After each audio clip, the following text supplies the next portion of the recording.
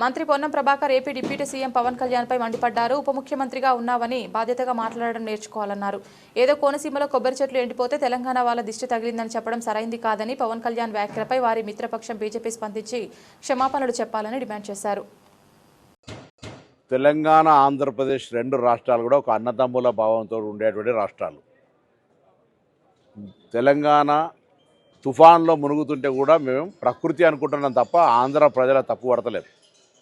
ఎక్కడో కోనసీమలో కొబ్బరి చెట్టు ఎండిపోతే ఆంధ్రలో ప్రాతినిధ్యం వహిస్తున్న ఉప ముఖ్యమంత్రి తెలంగాణ వల్ల దృష్టి జరిగిందంటే ఆయన వివేకవంతుడో అవివేకవంతుడో నాకు తెలియదు.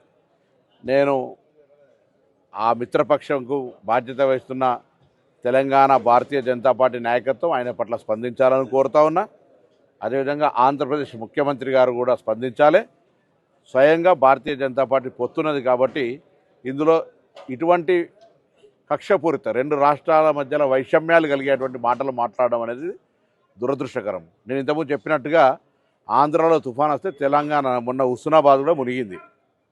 మేమేం ఆంధ్ర ప్రజలను తప్పుపడుతున్నాం, ప్రకృతి వైపరీత్యం కింద భావిస్తా ఉన్నాం. అక్కడెక్కడో చెట్లు ఎండిపోతే మమ్మల్ని దృష్టి కలిగిందని నిందిస్తే ఇది తెలంగాణ పౌరులకు అవమానం. వెంటనే ఉపసంహరించుకోవాలి, క్షమాపణ కోరాలి. భవిష్యత్తులో ఇటువంటి వివక్షపూరిత మాటలు మాట్లాడద్దు, విజ్ఞతగా వ్యవహరించు. ఉప ముఖ్యమంత్రి అయినా ఇంకా సినిమా నటుడు కాదు, కొంత బాధ్యతగా మాట్లాడు నేర్చుకోవాలని చెప్పి నేను ఈ సందర్భంగా కోరుతా ఉన్నా.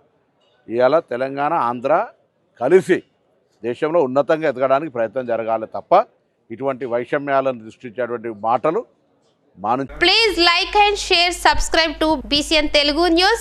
Please like, share and subscribe to BCN Telugu News.